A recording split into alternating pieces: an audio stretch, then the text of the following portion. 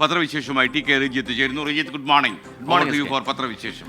പത്രവിശേഷം ആരംഭിക്കുകയാണ്. മലയാള മനോരമയിൽ നിന്നാണ് നമ്മൾ തുടങ്ങുന്നത്. വിഴിഞ്ഞം വാർത്തയാണ് ലീഡ് വാർത്തയായി മാറുന്നത്. വിഴിഞ്ഞത്തേക്ക് കേന്ദ്രസേന ചോദ്യചിഹ്നം ഉന്നയിച്ചുകൊണ്ടുള്ള വാർത്ത ലീഡ് വാർത്തയായി മാറുകയാണ്. വിഴിഞ്ഞം തുറമുഖ പ്രദേശത്ത് സുരക്ഷാ പാലനത്തിന് കേന്ദ്രസേനയെ നിയോഗിക്കുന്നതിൽ എതിർപ്പില്ല എന്ന് സംസ്ഥാന സർക്കാർ ഹൈക്കോടതി അറിയിച്ചിരിക്കുന്നു.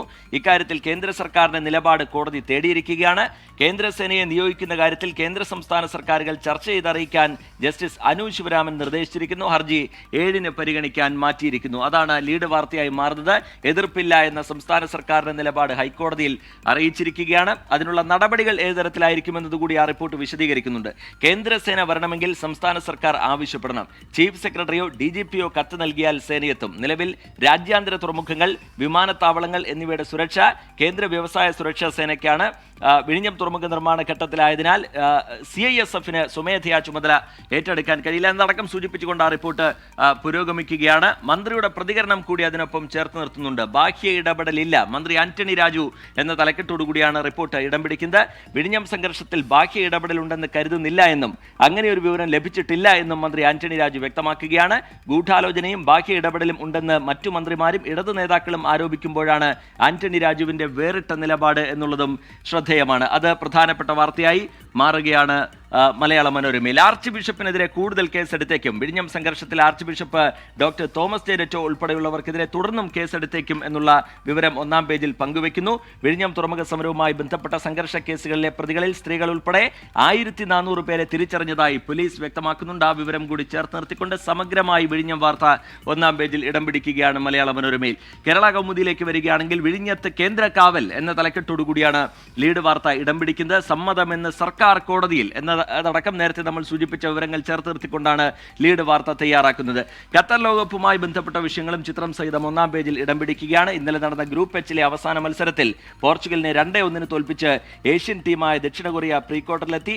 സ്പെയിനിനെ വീഴ്ത്തി ജപ്പാൻ നേരത്തെ പ്രീ ക്വാർട്ടറിൽ എത്തിയിരുന്നു. പ്രീ ക്വാർട്ടർ ഇന്ന് മുതൽ ഗ്രൂപ്പ് റൗണ്ടിലെ മത്സരങ്ങൾ കഴിഞ്ഞ് ഖത്തർ ലോകകപ്പ് നോക്കൌട്ട് റൗണ്ടിലേക്ക് കടക്കുകയാണ്. ഇന്ന് തുടങ്ങുന്ന പ്രീ ക്വാർട്ടർ പോരാട്ടങ്ങളിൽ ആദ്യത്തേതിൽ ഗ്രൂപ്പ് എയിലെ 1-ാം സ്ഥാനക്കാരായ ഹോളണ്ട്, ബിയിലെ 2-ാം സ്ഥാനക്കാരായ അമേരിക്കയാണ് നേരിടാൻ പോകുന്നത്. ഇന്നത്തെ മത്സരവിശേഷങ്ങളും ഇന്നലത്തെ ആവേശ കാഴ്ചകളും ചേർത്ത് നിർത്തിക്കൊണ്ടാണ് റിപ്പോർട്ട് തയ്യാറാക്കിയിരിക്കുന്നത്. മറ്റൊരു വാർത്ത നിയമസഭ നിയന്ത്രിക്കാൻ വനിതകൾ എന്ന തലക്കെട്ടോടുകൂടി ഇടം പിടിക്കുന്ന വാർത്തയാണ്.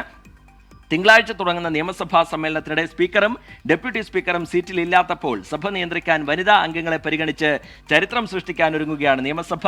പാനൽ ചെയർമാൻ എന്നാണ് ഇപ്രകാരം നിശ്ചയിക്കപ്പെടുന്നവർ അറിയപ്പെടുക. ഇതിലേക്ക് വനിതാ അംഗങ്ങളെ നാമനിർദ്ദേശം ചെയ്യാൻ വിവിധ കക്ഷികളോട് സ്പീക്കർ AN ഷംസീർ ആവശ്യപ്പെട്ടിരിക്കുന്നു എന്നുള്ളതാണ് വാർത്തയുടെ ഉള്ളടക്കം. ഭരണപക്ഷത്ത് നിന്ന് CPIM-ലെ U പ്രതിഭ, കാനത്തിൽ ജമീല, CPI-യിലെ CK ആശ, പ്രതിപക്ഷത്ത് നിന്ന് RMP-യിലെ KK രമ, കോൺഗ്രസിലെ ഉമാ തോമസ് എന്നിവരെ അതത് കക്ഷികൾ നിർദ്ദേശിച്ചിട്ടുണ്ട് എന്ന വിവരമടക്കം ചേർത്ത് നിർത്തിക്കൊണ്ടാണ് ആ വാർത്ത തയ്യാറാക്കുന്നത്. ബോയിങ്ങിന്റെ പിൻചക്രം കുടുങ്ങി, 191 യാത്രക്കാരുമായി എമർജൻസി ലാൻഡിംഗ് എന്ന തലക്കെട്ടോടുകൂടി നെടുമ്പാശ്ശേരി ഇന്നലെ ഉണ്ടായ സംഭവവികാസങ്ങൾ വാർത്തയായി ചിത്രം സഹിതം ഇടം പിടിക്കുകയാണ്. സാങ്കേതിക തകരാറിനെ തുടർന്ന് ജിദ്ദയിൽ നിന്ന് നിറയെ യാത്രക്കാരുമായി കോഴിക്കോട്ടേക്ക് വന്ന സ്പൈസ് ജെറ്റിന്റെ 036 ബോയിങ് 738 വിമാനം 1 മണിക്കൂറോളം നീണ്ട ശ്രമത്തിനൊടുവിൽ നെടുമ്പാശ്ശേരി വിമാനത്താവളത്തിൽ എമർജൻസി ലാൻഡിംഗ് നടത്തി.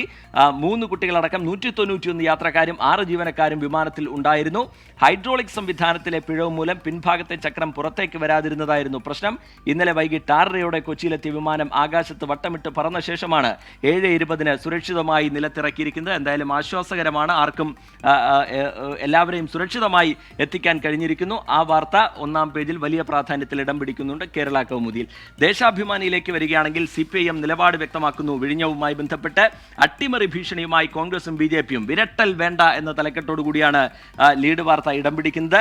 മുസ്ലിം പേരുള്ള മന്ത്രിയെ തീവ്രവാദിയാക്കിയത് വികൃത മനസ്സും കടുത്ത വർഗീയതയും.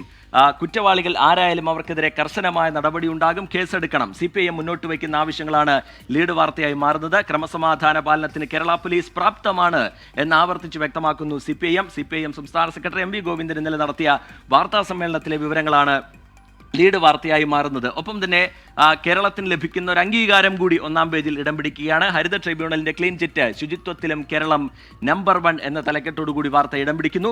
ശുചിത്വ രംഗത്തെ കേരളത്തിന്റെ ഇടപെടലിന് ദേശീയ ഹരിത ട്രൈബ്യൂണലിന്റെ അംഗീകാരം. ട്രൈബ്യൂണൽ പിഴ ചുമത്താത്ത ഏക സംസ്ഥാനമായി കേരളം മാറിയിരിക്കുകയാണ്.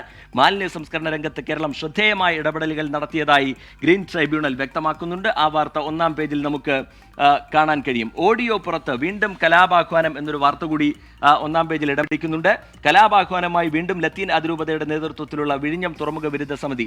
വെള്ളിയാഴ്ച മന്ത്രിമാരായ വി ശിവൻകുട്ടി, ആന്റണി രാജു എന്നിവർ പങ്കെടുക്കേണ്ട റോഡ് സുരക്ഷ സ്കൂളുകളിലൂടെ പദ്ധതിയുടെ സംസ്ഥാനതല ഉദ്ഘാടന ചടങ്ങ് അലങ്കോലപ്പെടുത്താനായിരുന്നു നീക്കം. ഇതിനായി ഇടവക വികാരി അയച്ച പ്രകോപനപരമായ ശബ്ദ സന്ദേശം പുറത്തായി എന്ന് പറഞ്ഞുകൊണ്ട് ഒരു റിപ്പോർട്ട് കൂടി ഇടം പിടിക്കുന്നുണ്ട്. ഖത്തർ ലോകകപ്പുമായി ബന്ധപ്പെട്ട വിശേഷങ്ങൾ നമുക്ക് ഒന്നാം പേജിൽ കാണാൻ കഴിയും. ഇനി ജനയുഗത്തിലേക്കാണ് വരുന്നത്. കോവിഡ് കേസുകളിൽ ആശ്വാസം, 1.40 ലക്ഷം കേസുകൾ പിൻവലിക്കുന്നു എന്ന വാർത്ത ഒന്നാം പേജിൽ നമുക്ക് കാണാം. കോവിഡ് കാലത്ത് രജിസ്റ്റർ ചെയ്ത 1,40,000-ലേറെ കേസുകൾ പിൻവലിക്കുന്നു.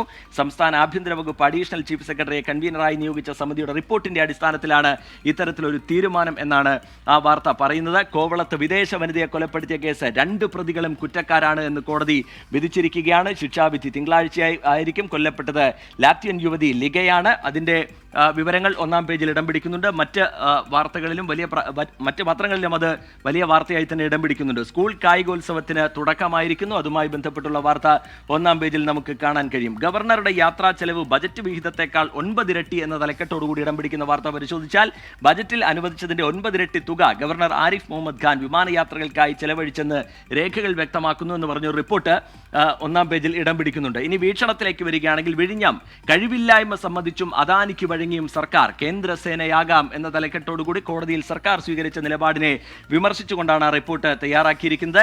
സർക്കാർ നടത്തിയത് 2 ലക്ഷം പിൻവാതിൽ നിയമനങ്ങൾ. പ്രതിപക്ഷ നേതാവ് വി ഡി സതീശൻ ഉന്നയിച്ച ആരോപണം ഒന്നാം പേജിൽ ഇടം പിടിക്കുന്നുണ്ട്. നെടുമ്പാശ്ശേരിയിൽ വിമാനം അടിയന്തരമായി നിലത്തിറക്കിയ വാർത്ത നേരത്തെ നമ്മൾ സൂചിപ്പിച്ചിരുന്നു. ആ വാർത്ത കൂടി ഒന്നാം പേജിൽ നമുക്ക് കാണാൻ കഴിയും. ഇനി ചന്ദ്രികയിലേക്ക് വരികയാണെങ്കിൽ, ചന്ദ്രികയ്ക്കും ലീഡ് വാർത്തയായി മാറുന്നത് വിഴിഞ്ഞം തന്നെയാണ്. വിഴിഞ്ഞം സമരത്തെ കലാപമാക്കാൻ CPIM എന്ന തലക്കെട്ടോടുകൂടിയാണ് ആ വാർത്ത ചന്ദ്രിക നൽകുന്നത്. SK.